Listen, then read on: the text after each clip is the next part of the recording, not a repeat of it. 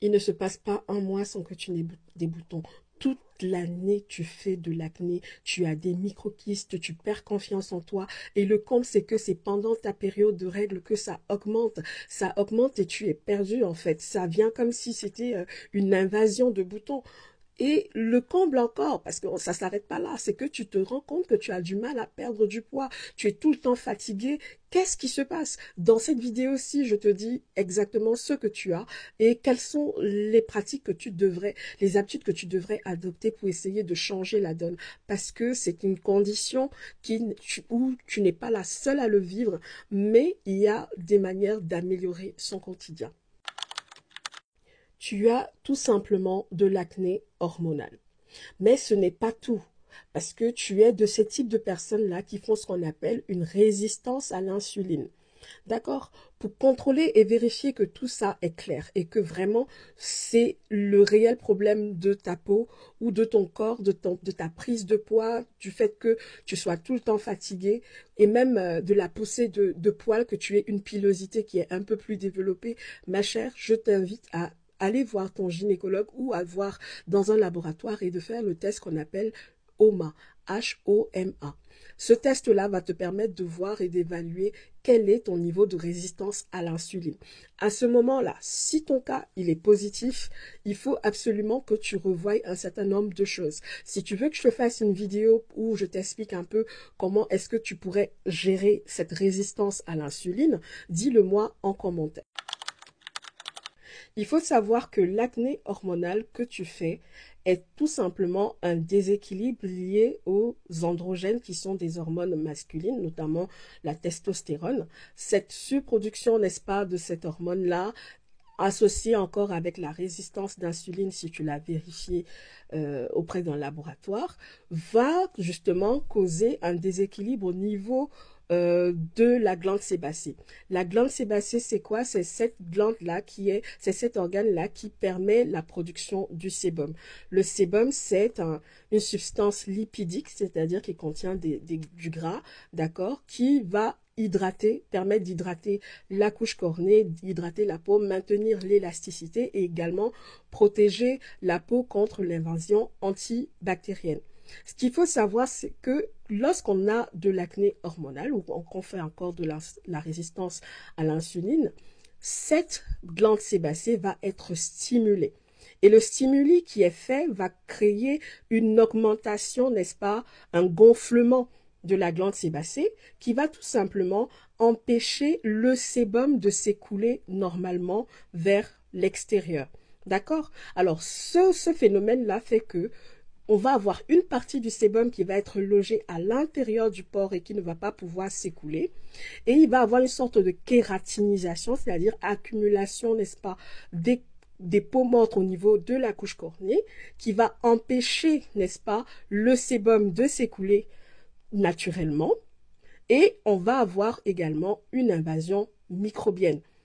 Les bactéries vont se développer, notamment le Cutibacterium acnes qui va se développer à cet endroit-là, à l'intérieur du pore, qui va commencer à s'enflammer et qui va, au fil du temps, se transformer en cette substance blanche que vous voyez très souvent à l'intérieur. Ce gonflement, n'est-ce pas, c'est ce qui fait qu'on va avoir des kystes, on va avoir des nodules, on va avoir très souvent des papules. Donc, les personnes qui font de l'acné hormonal, elles vont remarquer ce type de boutons sur la peau.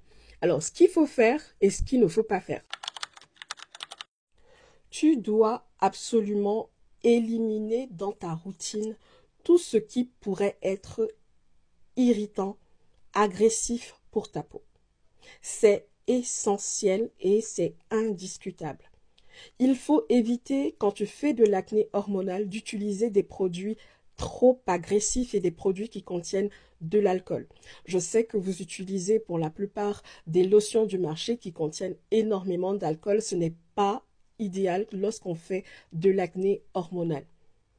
Il vaut mieux privilégier des soins, des nettoyants qui sont plutôt très doux, notamment des nettoyants à base de peroxyde de benzoïle et encore d'acide salicylique. Mais vous ne pouvez pas utiliser les deux en même temps. Donc, ce que je vous recommande, c'est d'alterner pendant toute la semaine ces produits-là. D'accord? Ces nettoyants-là. On fait un nettoyant doux le matin et le soir, on utilise un nettoyant à base de peroxyde de benzoyle. Celui du matin peut contenir de l'acide salicylique à 0,5%, tout simplement. Et le nettoyant du soir peut contenir du peroxyde de benzoyle à 2,5 ou à 5% en fonction de votre résistance, en fonction de l'irritation de votre peau. D'accord? On peut alterner également pendant les autres jours, 2-3 jours dans la semaine, où on ne va utiliser que des nettoyants hydratants, comme le nettoyant hydratant de CeraVe que je vous mets sur la vidéo. D'accord? Il vaut mieux éviter tout ce qui est lotion agressive.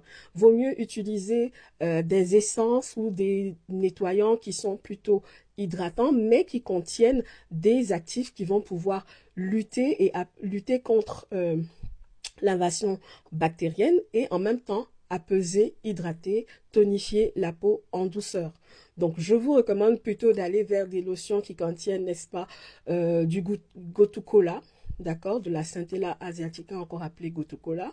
Il vaut mieux utiliser des nettoyants qui contiennent des acides de fruits plutôt doux. Au lieu d'aller vers de l'acide glycolique, il faut mieux privilégier des nettoyants qui contiennent plutôt de l'acide mandélique. Notamment, par exemple, dans la gamme GoClean, on a un nettoyant qui contient de l'acide mandélique associé avec de l'acide du huiloba, qui est un dérivé végétal de l'acide salicylique, qui est plutôt très doux et qui nettoie certes la peau en profondeur, mais qui ne l'agresse pas du tout, avec des humectants, bien sûr, qui vont permettre d'hydrater la peau. Il faut maintenir l'hydratation. Ce n'est pas parce que la peau, elle est justement enflammée, qu'elle a la peau grasse, on a des boutons, qu'il ne faut pas hydrater sa peau. Il vaut mieux utiliser des hydratants, des crèmes hydratantes qui sont sans huile ou des crèmes hydratantes à texture gel-crème. Ça va nous permettre d'hydrater sans assécher et d'hydrater sans trop nourrir la peau.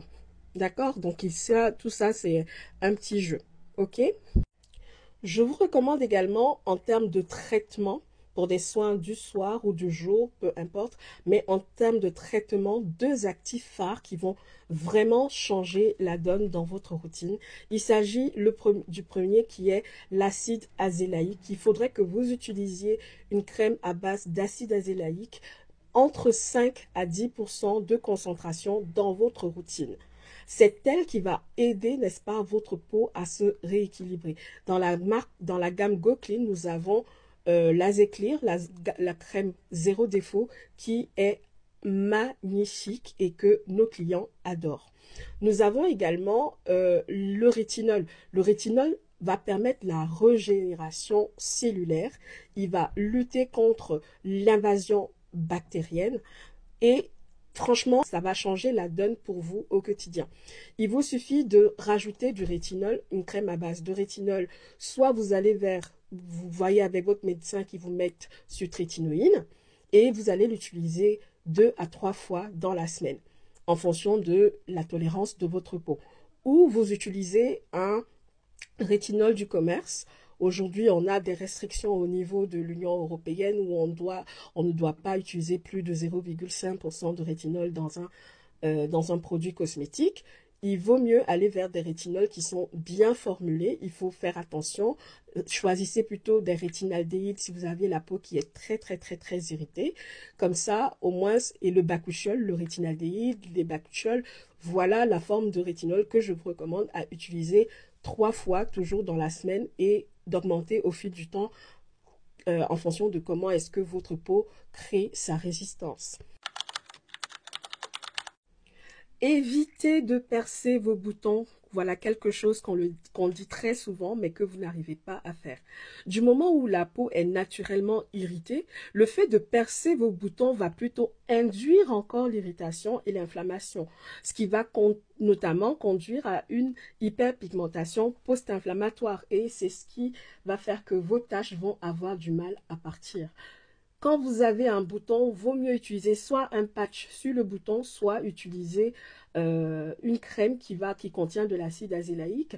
Par exemple, mes clientes, ce qu'elles font, c'est qu'elles appliquent la crème zéro défaut en patch sur le bouton et ça marche comme de malade. Au bout de 2-3 jours, le bouton il est sec et il ne laisse aucune tache.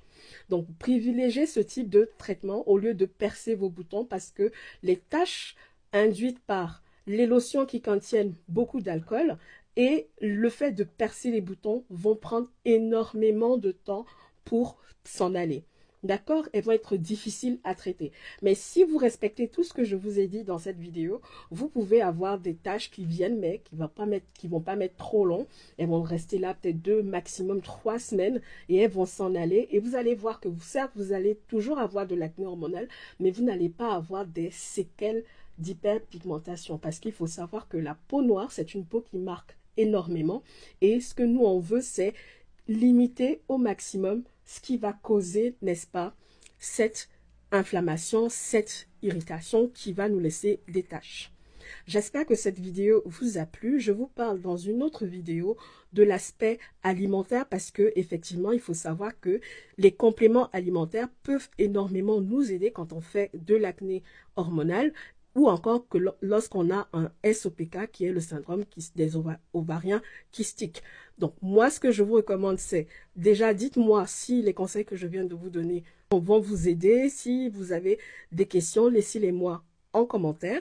Je reviendrai avec l'autre vidéo où je vous parlerai de l'alimentation et des compléments alimentaires à prendre quand on fait de l'acné hormonal.